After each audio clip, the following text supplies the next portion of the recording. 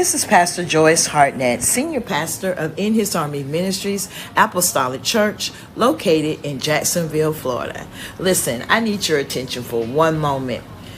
We have outgrown our current church location, and we give God praise for that, for everything that He is doing in our ministry within these last 4 years.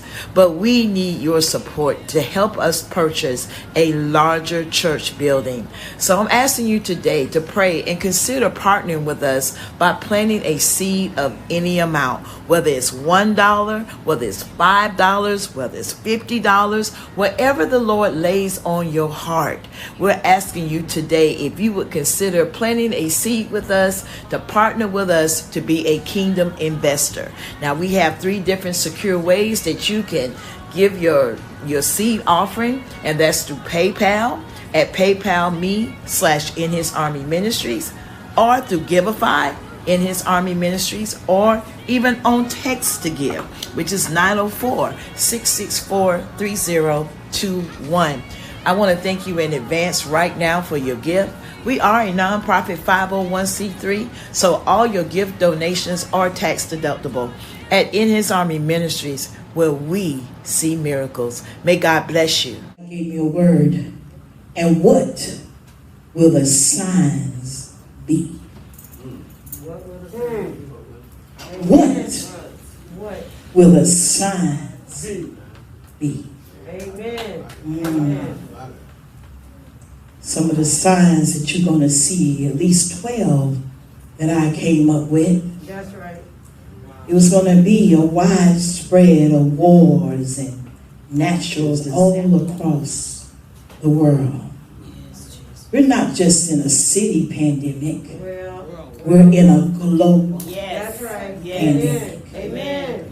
Can I talk to you this morning? Amen. I'm just going to talk to you this morning. Have your way, Lord. If you get lost, that means you ain't a Bible reader. Amen. Amen. Just want to talk to you. You want to see where Christians are going to be persecuted That's right. more and more. That's right. Even as on the Facebook Live, someone came on and said, well, what is going on here? Jesus. I say it's called worship. Amen. You see, I ain't going to block you. A lot of them block you, you know, when you come on there saying stuff. I ain't going to block you because I'm not scared. Amen. That's why I know this is on-time word. That's right. You're going to see where it's a widespread of offenses. Everybody being offended. Amen. Many false prophets. That's right. Amen. You're going to see lawlessness. You're going to see all type of corruption and violence. That's right. This morning, and I saw in New York where a young lady was standing there around people. Just standing, just like we're sitting here. This lady just got right out of her truck, went right up to her, and shot her in her head. Jesus. And then again in her leg. In front of everybody. Then got right back in her car and pulled off. And the mother said, how could she kill my child like this? This girl's been all up and through my house. I took her in when she didn't have nobody. She slept in our bed. She ate our food. And now she's killed my child. All type of violence. If you turn on the TV, all you see is violence. That's right. Yes. You're going to see where the coming of the Lord will be very unexpected. That's right. You're going to see where the nation of Israel is going to be restored. You're going to see all type of narcissistic behavior. You're going to see people being very selfish, very self-absorbed. Amen. You're going to see all type of global fear. You see that now. That's right. People are in fear. Yes, They don't know which way to go. They don't know which way to turn. They don't know what to do. That's right. But I say to you, we got to trust in the Lord. Yes. Right. God. You're going to see where there's an increase in knowledge. Amen. But then the great part of this, you're going to see the gospel of the kingdom. Somebody say kingdom. Kingdom. The gospel of the kingdom is going to be preached globally. Yes. Amen. If you have your Bibles, please turn to Matthew chapter 24, verse 3. I want to take my time and want to talk to you. Is that all right? Amen. This is very important.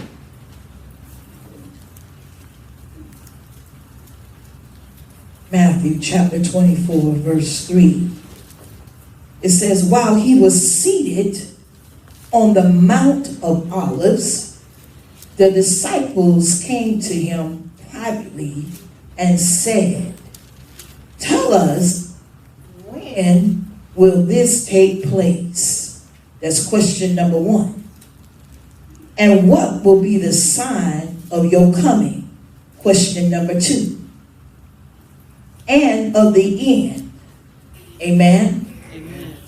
While he was seated on Mount of Olives, the disciples came to him privately and said, tell us, tell us, I have the wrong glasses. When will this take place? And what will be the sign of your coming? Amen. Amen. So you see, Jesus answers this important second question. You see where Jesus is going to make many specific comments and predictions about the end times. Oh my God. See, I started Thursday night in a series telling about your reward that you will receive. Amen? Amen. As I gathered this morning, I've been feeling that John the Baptist anointing, that trying to tell people to prepare ye the way. That's right. That's right. God wants every age. I don't care how young you are. That's right. I don't care how old you are. He wants every age to have reasons to be ready for the return of Jesus Christ. Amen. And we should not think of Jesus' return as something that's far off. It really should be something that we should be running parallel with the day of Pentecost. They really should be running neck and neck. But I'll tell you one thing, and I'm going to continue to tell this as long as the Lord gives me breath in my body, that Jesus is coming again. Yes. Amen. Amen. If you read in the beginning of Matthew 24, Jesus has been in the temple. He's seen how great this temple is. You know, and Sister Tiffany, it's got big walls. It has an amazing construction. And the disciples, they were so impressed by that. But Jesus said to them, don't be impressed with that. Because it's all going to fall. Everything will be torn down. That's right. And there won't be a stone left. Oh, we see it now. To even see the church that I stepped in, the magnitude. And as I was walking through it, I could hear God. And the Lord said, they don't have any money. They got to get out of this. I'm going to tell you, I heard a man of God said that COVID-19 certified some of us pastors. Amen. Because some of us stood. Some of us believed God. That's right. That's right. Because as I told you before, God said to me, I can't protect any of you. That you have to dwell in that secret place.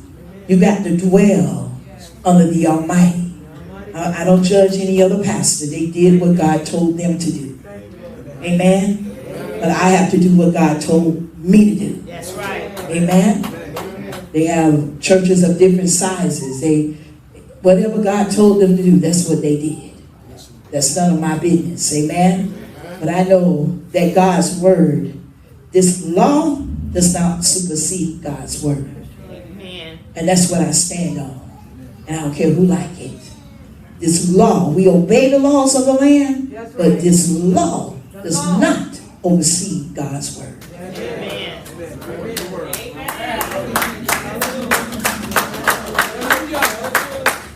said, assemble yourself. Amen. See, it's a trick of the enemy. While we sitting home by ourselves and we're going through different things, because we got to come in here and assemble ourselves and learn how to love on each other and encourage each other. But when you sit in a home by yourself, the devil will get in there and start playing with you. So I knew that was a trick of the enemy. Amen. Amen. That's right. But Jesus told them there will not be one stone left. One stone. That's right. So when the disciples, they were able to get Jesus away from him, they said, what will be the sign that this is about to happen? What is the sign of the end times when you come? There's the two questions. As you read through Matthew 24, Jesus answers those two questions, but not quite in that order that they asked. Amen? He kind of spreads that out over Matthew 24 and 25. If you read 24 and 25, you see there's almost like a series of teaching, and they're all parables that relate to that simple question. Amen? What will be the signs of the end of your coming? The second thing that he said repeatedly, he repeatedly said these two things. And they may be different words, but they really refer to the same thing.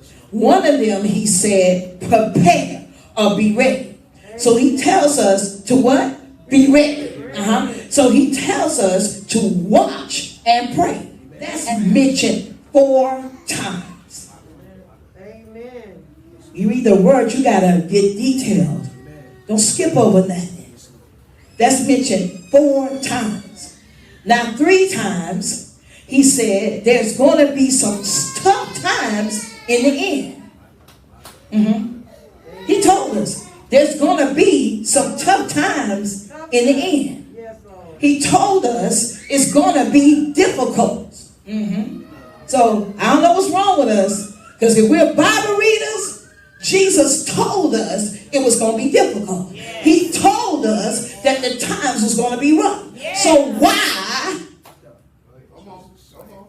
as a church, as a people, as believers, we're in a panic? And so our pastor said, oh, I'm going to do a series. What is the church to do? What the church going to do? What you mean?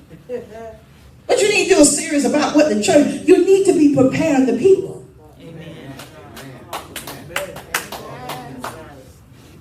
What the church going to do? Help us, Holy Spirit. But he warned us, amen? He said to watch as well as pray. That's right. But he told us there would be a lot of funny things going around. All kind of funny ideas. Did you hear what Minister Joyce said? He said all this music, all this funny stuff going around. And you're going to see what people are going to be drawn away and drawn into all this funny stuff that's going on. And he said, here's what you do.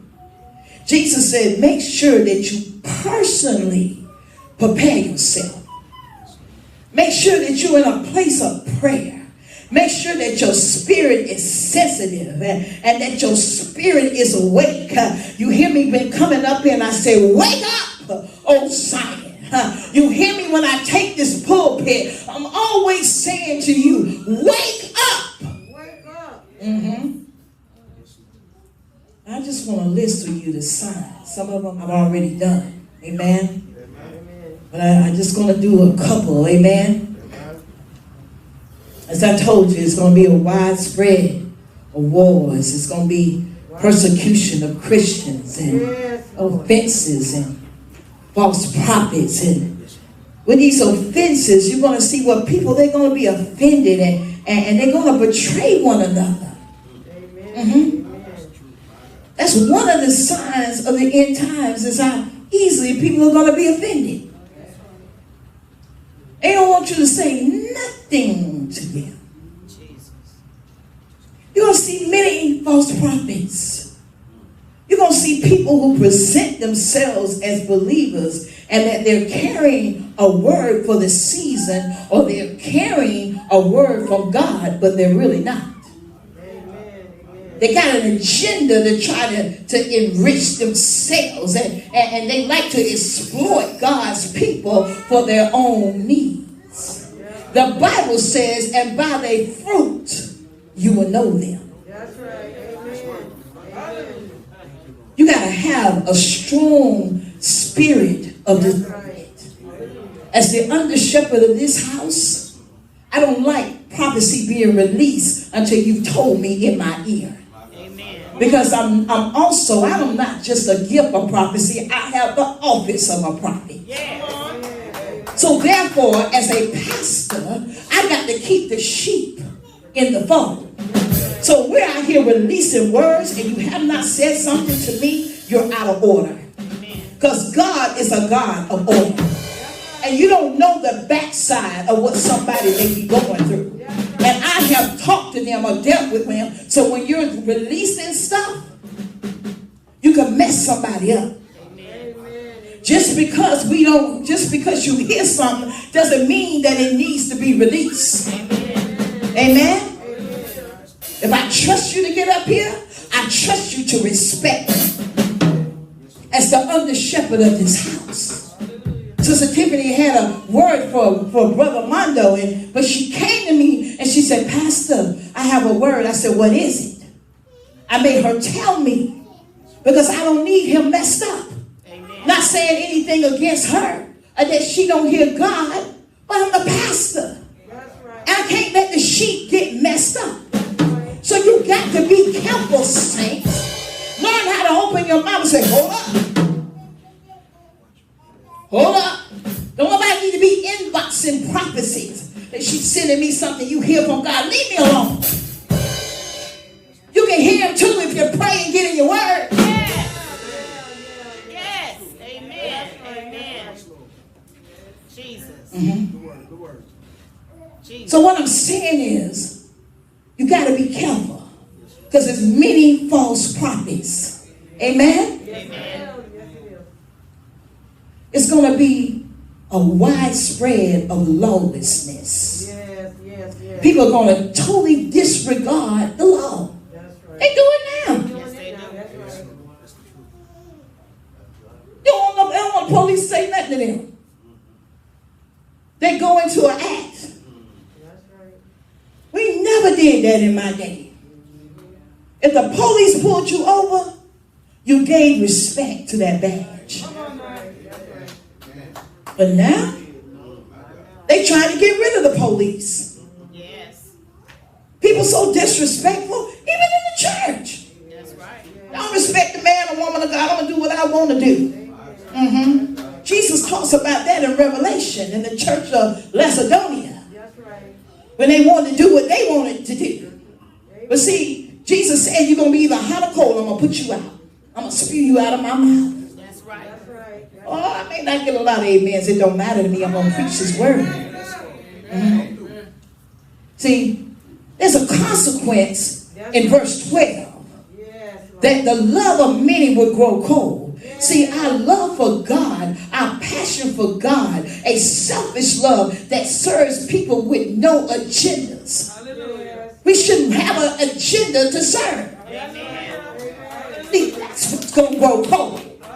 Because people are going to become very self-centered. We should never have an agenda when we're serving God. I'm talking. That's right.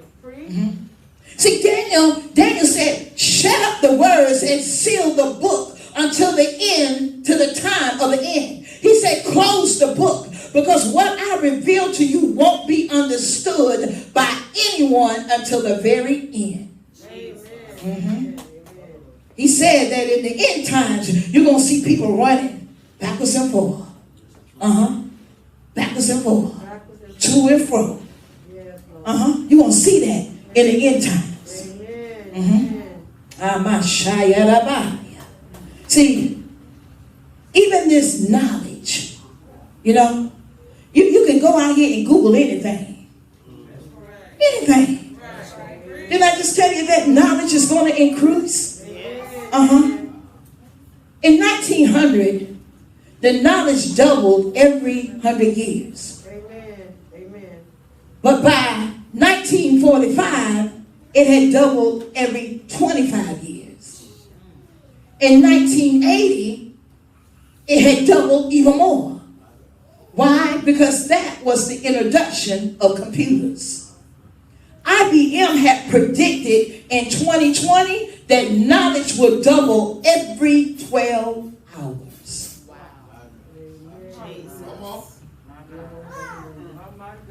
So, if knowledge is doubling that fast, you can't keep up with it.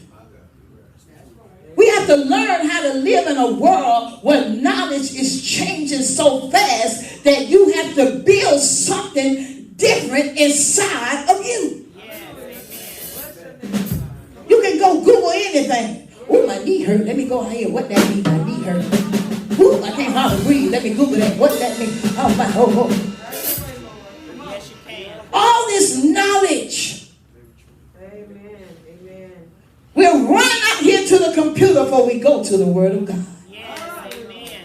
To get knowledge of what's going on with us. Amen. Amen. One of the last ones, and the one I love best of all, is that the gospel of the kingdom is going to be preached globally. Yes, yes, yes. You don't hear people talking a lot about the kingdom. I didn't hear nothing about the kingdom growing up. That's right.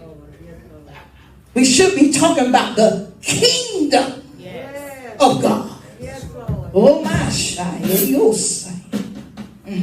But it's going to be preached globally. And it's going to be preached with signs and miracles and wonders. That's right. That's right. There's going to be a massive end of a time of harvest. I've been telling y'all, it's a harvest is coming. Yes. It's going to be an amazing time. That's why you gotta find your increase right now. You gotta put your emphasis on the kingdom of God. Because let me tell you, churches have not been teaching the kingdom of God. Jesus' whole message was repent. The kingdom is at hand. His rule, his dominion over nature, his culture, his values. See, the Sermon on the Mount is about the culture of heaven. It's about what it looks like and how heaven is on earth. See, isn't that awesome? Yes, Lord. Yes, Lord. Thank you, God. Come on, Jesus. Next one. The kingdom of the Lord would be unexpected. That's right. Jesus.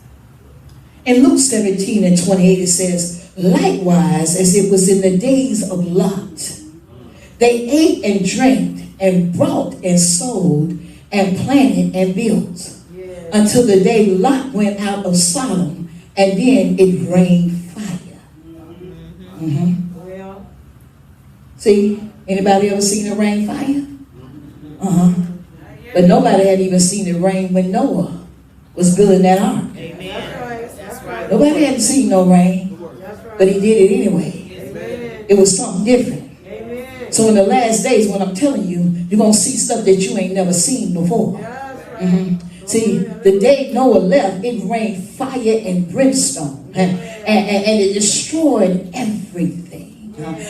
See, Lot dwelt in the city of Sodom, and he was troubled on by what he saw. That's right. That's right. Now, let's look at Lot for a minute.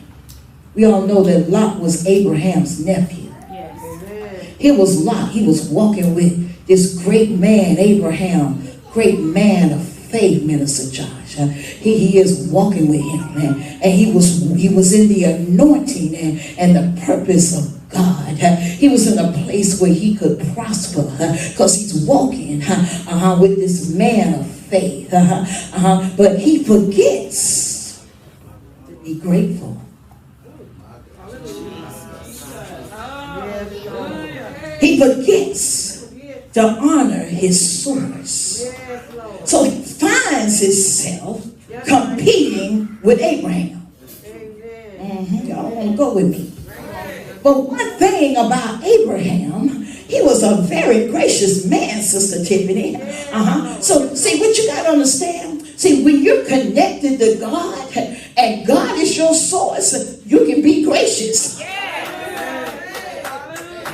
See, you don't have to fight over nothing. You ain't got to fight over no stuff. Because God can get you even more. Abraham didn't fight. He said, listen, we want peace between us. So you can choose whatever you want to do. I'm not going to fight with you. You can have it all. That's what taught me to learn how to be gracious. I hand it all over to you. I ain't got no problem. Because I know God will give me more. You ain't got to creep. You ain't got to duck. You ain't got to hide. I say, here you go. I ain't got no problem with it.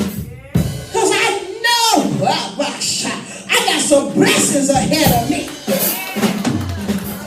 And I ain't going to sit up and miss them holding on to stuff. Somebody say, Lord, help me to be gracious. See, Abraham's going to say, hey, Lot, I'm the one in charge here. This is my mission journey. I get the best piece of everything. That's what he could have said, Dee. But instead he said, you choose whatever you want.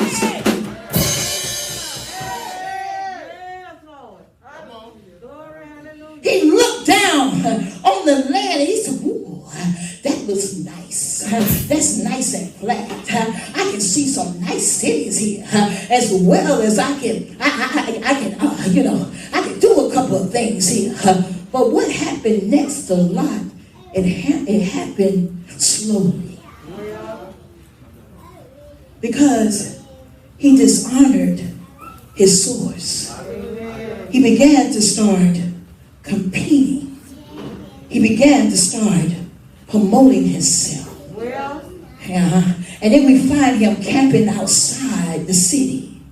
And then read the Bible, it's in there.